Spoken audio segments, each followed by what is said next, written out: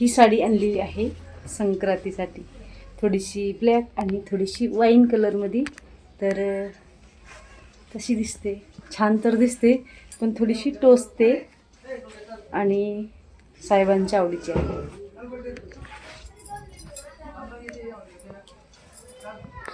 अंथरून बघा अजून कशाच. 8:30 वाजलेले आहेत, मला लवकर आवरायचे, त्यासाठी माझी घाई आहे.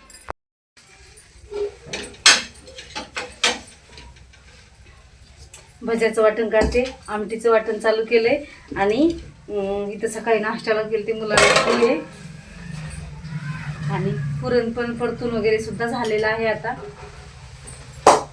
9:20 होत आहेत. खूप घाई होत आहे माझी, त्याच्यामुळं तुम्हाला काही जास्त रेसिपी वगैरे मी दाखवणार नाहीये.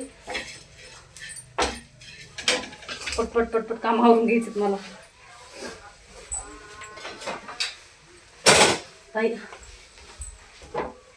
आता एकीकडे टाकते आमटी आणि एकीकडे भजे करून घेते.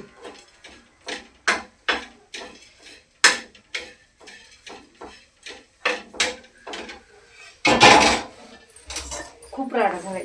भात पण शिजलेला आहे.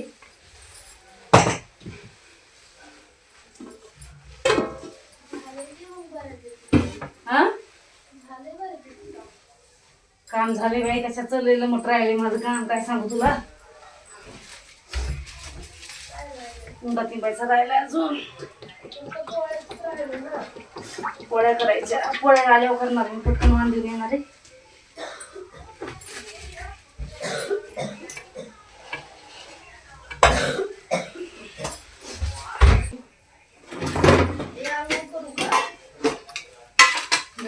का नको करू, राहू दे.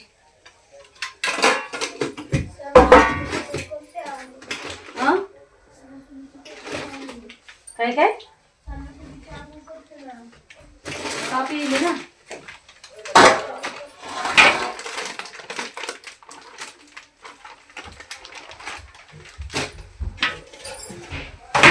मग तेवढं पापड्या देते का गं?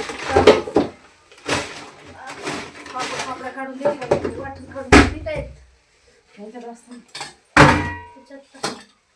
डबे येणंच असतात.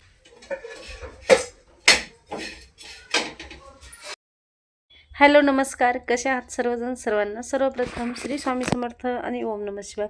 आजचा दिवस तुम्हाला खूप छान आनंदाचा व आरोग्यदायी जावो. तिळगुळ घ्या आणि गोड गोड बोला. मकर संक्रांतीच्या खूप खूप शुभेच्छा. तर चला, इथं मी स्वयंपाक आवरून घेत आहे पटपट. आणि मी वाण लवकरच देऊन येणार आहे, कारण मला जॉबला जायचं आहे 12 वाजता. त्यासाठी मी 12च्या अगोदर देणार आहे. भरपूर जणांचा नाही तर 99% लोकांचा आजचा सगळा म्हणजे वाण देण्याचा कार्यक्रम जो आहे तो आहे 3च्या नंतर. कारण पुण्यकाळ जो आहे तो सांगितलेला आहे आपल्याला 3:06 ते सूर्यास्तापर्यंत. पण मी खूप म्हणजे आता मला अडचण होती म्हणून मी खूप म्हणजे त्याचा शोधण्याचा प्रयत्न केलेला आहे. तर मला 7 ते 9 हा महापुण्यकाळ म्हणून मुहूर्त जो आहे तो सापडलेला आहे. त्याचबरोबर जो 12च्या अगोदर आहे तो सुद्धा पुण्यकाळच सांगितलेला आहे. पण 12 ते 1:30 हा राहू काळ सांगितलेला आहे. म्हणून 12 ते 1:30 ह्या दरम्यान तर आपण देणारच नाही आहोत, कारण तिथून पुढचा वेळ तर मला नाहीच नाही आहे. तर सकाळचा एकदम सकाळचा सुद्धा वेळ माझ्याकडे नव्हता, कारण आजच्या दिवशी मी सुवासिनीसुद्धा जेव घालत असते. कारण असं म्हणतात आज एकादशसुद्धा आहे, एकादशीचा देवाला नैवेद्य चालत नाही आहे. त्याचबरोबर आजच्या सुवासिनी स्त्रियांनी वाण देऊन आल्याच्या नंतर जेवण करायचं असतं, तिळगुळ खाऊन उपवास सोडायचा असतो. तर तेच आपल्याला पण करायचं असतं. आणि असं म्हणतात आयुश्री जर असेल तर तिलासुद्धा जेव घालायचं असतं. तर आपण एकादश आहे म्हणून उपवास सोडायचा नाही, असं नाही करायचे. आता भरपूर जणांचं म्हणणं आहे की एकादशी सुटत नाही आणि भरपूर जणांचं म्हणणं आहे की आज धरायची नाही. असो कन्फ्युजन काहीही असो, मी तर आज धरणार नाही एकादश. त्यासाठी माझी ही सगळी स्वयंपाकाची तयारी आहे. आणि जे काम राहिलं ते राहून जातं आणि नंतर होत नाही, म्हणून मी ते काम आजच करून घेणार आहे. तर चला, त्यासाठी माझी आवरावरी भरपूर म्हणजे 10 वाजायला मी जाणार आहे वांद्याला. तर 10 वाजेपर्यंत आवरतं आहे का बघू, प्रयत्न तर खूप करते पण नाही होणार तोपर्यंत. 10:30 वाजले मला हे सगळं आवरेपर्यंत. आणि साडी वगैरे मी त्यासाठी अगोदरच घालून घेतलेली आहे, का तर नंतर वेळ नाही भेटत.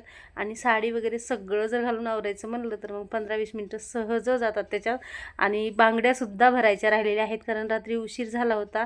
माझ्या हातच्या बांगड्या मी जिथं भरायला गेले होते तिथं नव्हत्या, आणि आमच्या सासूबाईंच्या सुद्धा बांगड्या मला भरायच्या असतात. तर त्यासाठी मग मी ज्यावेळेस म्हणजे ऐन वेळेला आवरायला घेतलं त्यावेळेस भाऊजाईला भरल्या आणि मी सुद्धा भरून आलेली आहे. तर चला इथं आमटी जी आहे ती मी तयार करून घेतलेली आहे. म्हणजे काय केलेलं आहे तर तेल गरम केलेलं आहे सर्वप्रथम, आणि त्यामध्ये टाकलेलं आहे लसूण खोबऱ्याची जी आहे ना ती फोडणी दिलेली आहे. त्यामध्ये जे आपण तयार म्हणजे ताजं काळं वाटण बनवलेलं आहे ना ते टाकलेलं आहे. बस आपल्या आवडीनुसार याच्यामध्ये पाणी घालायचं आहे. घट्ट आणि पातळ ही आपल्या प्रमाणानुसार आपल्याला आमटी ठेवायची आहे. तर इथं आमटी झालेली आहे. भजे करून घेतलेले आहेत, पापड वगैरे तळून घेतलेले आहेत.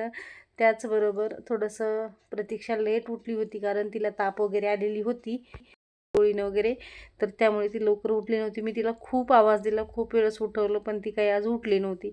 असं त्यासाठी माझी एकटीची खूप घाई झाली आणि मुलांचा नाश्ता पाणी करून देण्यातच माझा 1 तास गेला होता. म्हणजे पूर्ण बाहेरचं सडा, रांगोळी, आंघोळ, त्याचबरोबर आपलं नाश्ता वगैरे करून देण्यामध्ये, तर त्यामध्ये सुद्धा खूप वेळ झाला होता मला.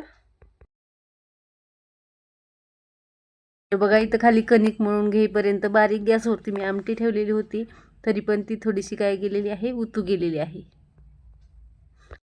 तर स्वयंपाक वगैरे आवरून घेतलेला आहे आणि प्रतीक्षानं इथं खणामध्ये जे पण वाण टाकायचं आहे ते तिनं टाकून घेतलेलं आहे. त्याला हळदी कुंकू देऊन घ्यायचं आहे आपल्याला, आणि दोऱ्याचा एक येडा घ्यायचा आहे. 5-5 घ्यायचे असतात, पण मला आता वेळ कमी होता म्हणून त्यासाठी मी काय केलेलं आहे, एक घेतलेला आहे. आणि आम्ही निघालेलो आहोत वाण देण्यासाठी. गल्लीतल्या सगळ्या लेडीज ज्या आहेत त्या काही नाशिकला गेल्या होत्या, काही आळंदीला गेल्या होत्या आणि काही उशिरा येणार होत्या. त्यासाठी मला काही कोणी सोबत नव्हतं, पण मग भाऊजाई होती, तिला म्हटलं तुला यायचं असेल लवकर तर बघ, हा मुहूर्त वेळ जो आहे तो तिला पाठवला, आणि तुला यायचं असेल तर चल. मग ती पण आली माझ्यासोबत. आम्ही दोघींनी मिळून वाण दिला.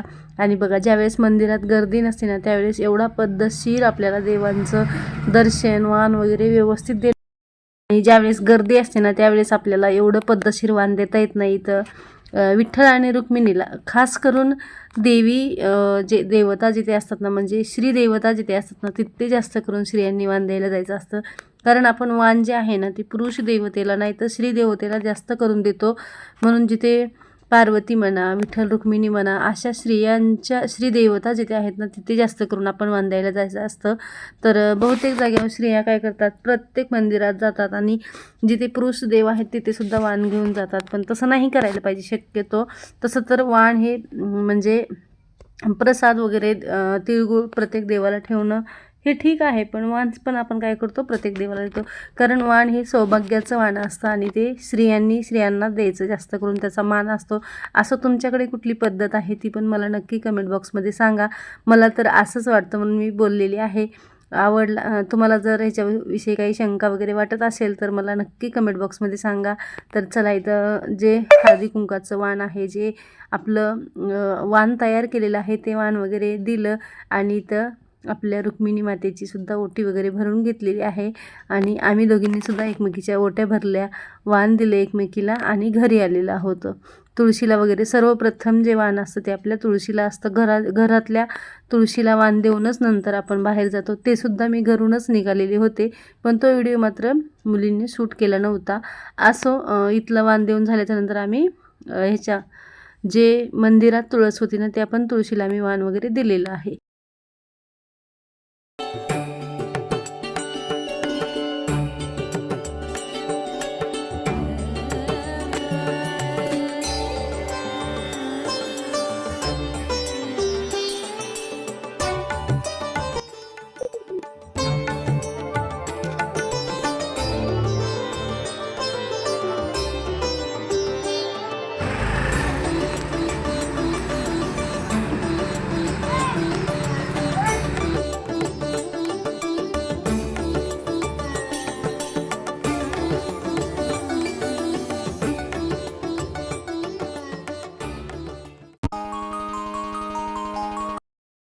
चला, घरी आल्याच्या नंतर मी गरम गरम पोळ्या करून घेतलेल्या आहेत आणि वरचीवर सगळ्यांनी गरम गरम पोळ्या आणि जेवण वगैरे आम्ही करायला घेतलेले आहेत. आज तयार व्हायला तेवढा वेळ नव्हता भेटला, पटपट 15 मिनिटामध्ये कसं तरी आवरलेलं होतं.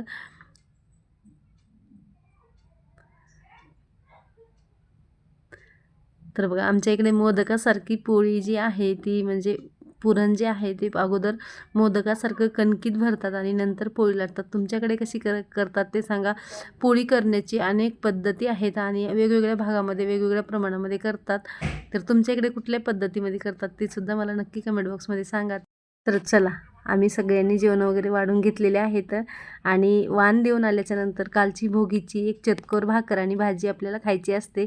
तुमच्या इकडं पण ही पद्धत आहे का? तर चला, आम्ही सर्वांनी जेवण वगैरे करून घेतलेले आहेत आणि आजचा व्हिडिओ इथे चीन करते. आवडला तर नक्की लाईक करा.